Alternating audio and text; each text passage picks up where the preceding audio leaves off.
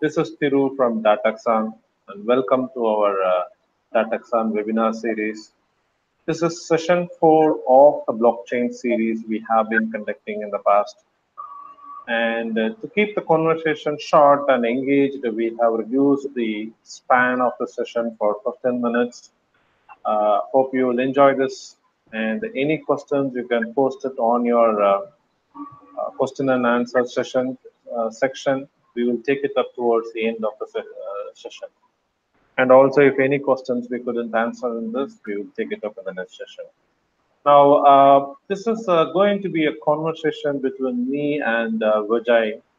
Vijay, the topic is about shark fin and blockchain. To my knowledge, there are most of the shark has got 8 fins, and which fin are you talking about, and how it is becoming relevant for blockchain kind of a business initiatives? Could you throw some light on that? Hey, Dhiru. Good morning. Good morning, everyone.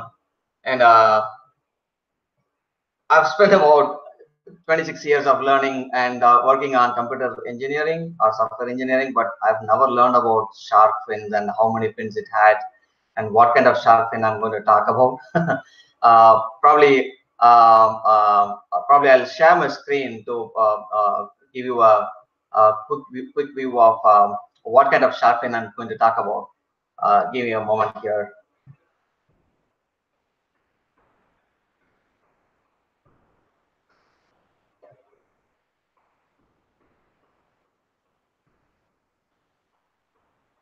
Okay, so yeah, Dhiru, so we can quickly talk about how to travel along with the shark fin. And never mind about that picture, but that was so funny, which I found on the internet, so I thought I'll share.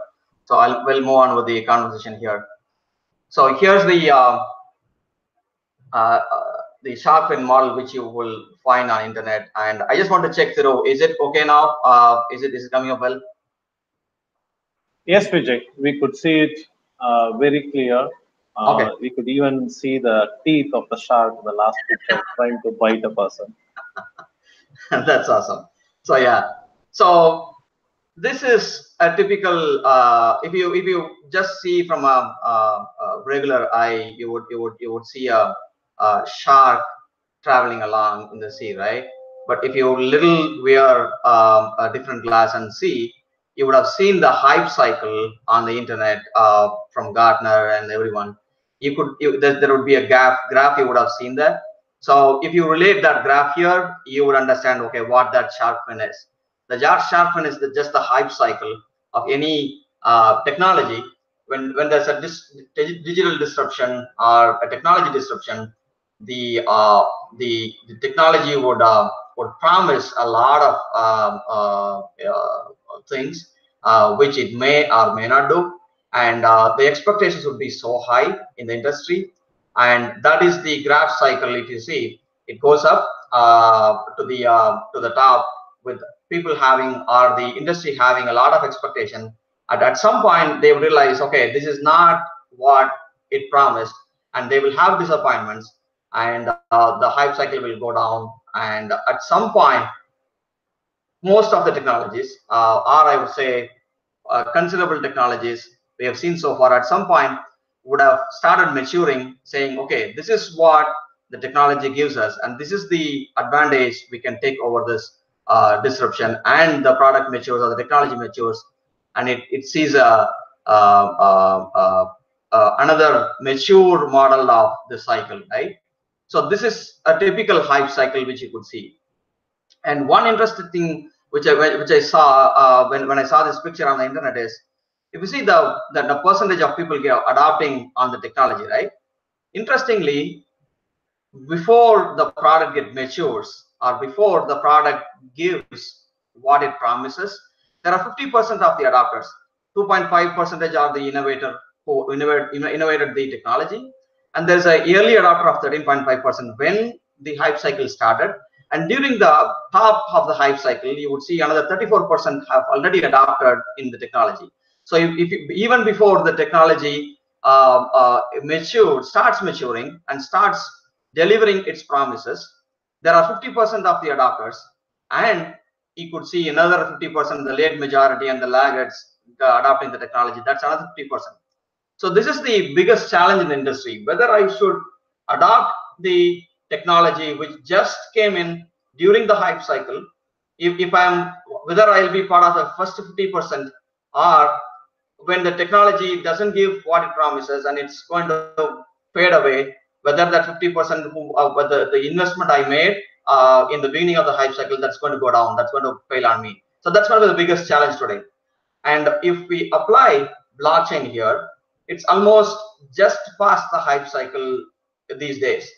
Yesterday I was attending a Florida blockchain conference, and one of the speaker gave me a interesting analogy with this hype cycle or the Sharpen model. He compared with the marriage, right? So in the beginning of the marriage, there will be a lot of expectations between the couples, and there will be a lot of fine moments, and the hype cycle will move on. At some point, they would start realizing that, okay, this is not the guy I was thinking, and this is not the girl I was thinking, and there will be some disappointments, and it will come down. And at some point, they will understand, okay, this is what the life is, this is how we have to live. They would have learned by then and start maturing, right? So that is how he was bringing an analogy of marriage in this Sharpen model. And obviously, marriage is another big challenge. We all know that. We have been gone through it, and that was interesting yesterday when I had that conference yesterday. I'll move on to the yeah. So Vijay, every person getting married, should they look Sharpen? Should they analyze something in this? Sharpen to look at. Yeah. So, but this is one Sharpen they have to learn. Okay, there would be disappointments at the hype cycle, right? Yeah, that's funny. So yeah, I'll move on with the another graph which came from Gartner a couple of months back, I believe.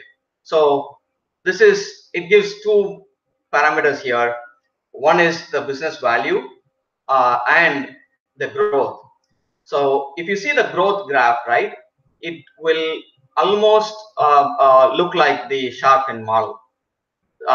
If you see in 2018, early 2018, it started and it starts and then it comes to the hype cycle. It is not exactly relate. I mean, you cannot exactly relate to the timelines, but you can relate to it, right? So if the business value it brings in, it's going to be smaller in the earlier years, and it's going to grow along. And in the year of 2023 or 2021, I would say, it starts giving a more business value, and you could relate the Sharpen model here, and you could take a call. Okay, this is when I can this is what I can do, and this is when I can do, right? So this gives a good picture of how the blockchain, the business value of the blockchain is going to be. And I'm going to relate the Sharpen model later here, how we can go through. And I'm going to go on to the next slide, which is one of the way the organization leaders can think of how to adopt blockchain through this hype cycle or through the Sharpen cycle, right? I'm going to move on to the next slide here. So these are the different blockchain concepts we would have already known or we would have already discussed earlier. One is the centralized, which means it's centrally controlled within the organization, and the other one is decentralized. This is more of a community controlled, but still it is a hybrid of between private and public. You could see that. And the last one is the distributed. It is most autonomous and the most 100% of achieving the blockchain concepts. So that is public. We could actually have miners appointed, and then it's completely autonomous, right? So overlaying the blockchain, the hype cycle, and these types of blockchain, how the organization can adapt, we could think of overlaying these two. This is one of the way. I'm not saying this is the only way, but this is one of the way which the organization leaders can think of. Okay, this could be the way for the organization, and you could think of this way. I mean, it's just a spark which you could get it from here, right? But this is not the only way, I would say, for sure. So initially during the hype cycle, and I would like to say, before getting onto the blockchain, first check whether blockchain is apt for your business. It's going to bring in business value, and if it only relates to your business, and if it is only necessary, get onto blockchain. Otherwise, please don't. It's not worth it. And if you realize yes, blockchain is for your business, then you could play safe in the beginning. You could go for a centrally controlled and centralized way of implementing the blockchain in the beginning through the hype cycle. And as the product matures, you can take the decentralized approach, and you could go on to the distributed approach if it makes sense for your business.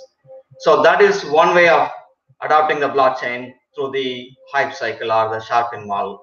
And uh, you could think of different ways. I leave it to you, but you could think of different ways. This is one of the way. So that, hey Dhruv, I think that's one way of implementing, which I thought I could share. And can you think of some other models or any other thoughts around it, Dhruv? Yep. See, I like the idea that the way you have superimposed the different types of blockchains. That's phenomenal. You know that relatively tells how organizations has to take up with their blockchain initiatives, right?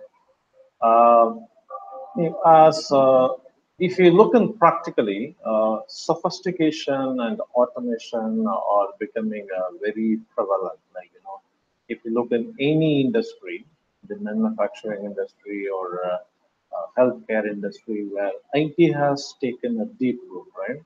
And so the automation is also trying to add a value over there.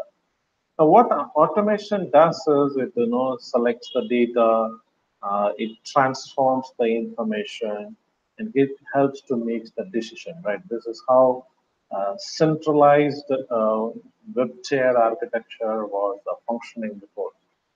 But that level of automation is also indicating some references to different disasters in the past. If you look in take in any of the leading enterprises, they have proven some level of the disaster, right? So basically, it is all about trust, and we need to accommodate the trust in this complex environment by technologically deriving the trust. We are trying to prove in the complexity can be subdued in a certain way, right?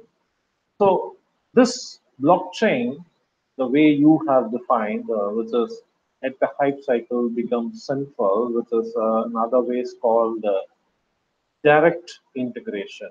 In an architectural term, it is called direct integration with a blockchain. The other decentral and distribution is called indirect integration with the architecture, with the blockchain. Right? Now, it supplements this trusted supervision where there is a where the observation by the is practically impractical for many of the organizations. Right?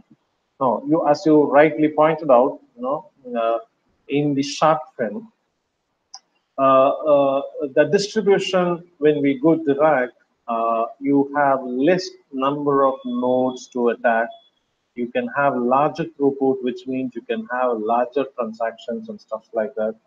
And also, which proves the scalability. And also, organizations are de-risking their technology implementation, which is like they can go on with their asset setup model of their brownfield heterogeneous environment, and they can integrate directly to the blockchain on a need basis through some API interactions and stuff like that. So that is going to give a de-risked way of implementing blockchain. I would call that not completely de-risked, but the best de-risked way of implementing the blockchain integration. Now, subsequently, when it spread its wings to larger communities like consortiums and stuff like that, the nodes is going to grow in numbers, the throughput is going to come down, and then the possibilities are you are trying to change the business model as such, along with the way of implementing the blockchain as a technology, right? Yeah. So the shark fin was a great analogy. And I do believe the way we have to swim in the shark fin is take a centralized or a direct integration approach, move on to decentralized and distributed approach, which is like otherwise called indirect integration with the blockchain, and keep moving or swimming in the pace of the blockchain, right? Yeah. Does it answer in line with what you are thinking on, Vijay? Yeah, that was very apt, that's again I say that's one way of thinking, right? That's a spark. You could think of many other ways how to travel along with the with the hype cycle or the sharpen model. And I have one more question, I know you are involved in a lot of blockchain implementation these days. And what are other challenges you think when it comes to implementing blockchain? See, the most and highly spoken problem that would stop blockchain thing is two things. One on the technology, which is nothing other than scalability, right? The two on the business aspect, what is the cost benefit I'm going to derive out of it, right? Now, if you look on the scalability angle, blockchain is having in it, considering Bitcoin and Ethereum, those kind of blockchains, they have a trouble in supporting large number of users on the network, right? The leading blockchain networks have experienced a slowdown in their transactions. They even have even consider higher fees per transactions as a result of this user increase, right? Well, the fact is, it has led to in-depth research about how to help both this network and the blockchain as a whole to scale, right? As more people are added, how do we scale? So the conversations is very relevant to significant amount of users who are going to become or participate in the blockchain, right? Now, a couple of terminologies has come in on the way. One is people have started to adapt a new mechanism of consensus. There is also a couple of protocols like Lightweight and Light Network, the kind of protocols which are also coming in the way. So there is a good amount of research which is happening, and we feel in years or months to come, most of them will be effectively addressed before blockchain could get adapted to the wide scale. This is the first problem, the scalability problem, right? So it is more room for improvements, and people are working towards that. The second is the cost aspect. Blockchain technology, in effect, is about reducing cost. The way like we eliminate the intermediaries, the way like we make it real time and reduce the transaction cost. So these are the mechanisms blockchain can reduce the cost, right? Typically on the fees associated for the business in the way of transferring their value and streamlining their operational processes, right? But in reality, this is about a new innovation, right? It is about change, which is a little deviated from the legacy way of doing business. Now, when such a process is likely to be common in the first place, it is going to have little expenses in the beginning that many corporates and governments will be unwilling to take. But there are a lot of widespread communication about how the return on investment and how the break even can be brought down. There are lots of conferences which is happening and to educate about how these can be brought it down, right? Now, when all of this meet together, there is a good level of cost interpretations which will come in near future to take blockchain implementation in a very willing way. I think these two challenges, if we break down, it will the scalability and the cost challenges. It will help us to take it in a very better way and help to transform the socio-economic phenomena of the entire world using blockchain as a technology network. Does that make sense, Vijay? Yeah, that's a good piece of suggestion, was actually I could relate very well what you say. I was actually attending the, as I said, the blockchain conference yesterday here in Florida in Gainesville, in the University of Florida, and I've been going to the blockchain meetups regularly, and I could see there are a lot of people talking about it, bringing in awareness about what blockchain is, what it could do, what are the benefits, how it could make the economy flat and the whole world as a one flat country, right? So I could see it's happening. It's, at least I would say, it started happening here, and in particular in Florida, and that's a good thing which is happening. So yeah, I don't have anything else to cover today. And if you have anything else, we could talk about it. Uh, no, Vijay. Yeah. So viewers, thank you, and I assume you got a good grasp about what a shark and a fin is, and I hope that's a good soup from Vijay. We all enjoyed it. Uh, yeah, let us keep this a webinar series. There was an initial interruption in the webinar series we started, but because of the technical glitches, and we deeply regret for that inconvenience cost because of that. And we will ensure that next time these kind of glitches are not going to happen. And thanks for all your participation. And any questions you can post it to on the question and answer section, or you can also write it to us at info@tuxan.com or thiru@tuxan.com or vijay@tuxan.com. Yeah. And thank you for participation. See you next time next week. Bye. Thank you, Zero. Thank you all for the participation. See you next week. Bye bye.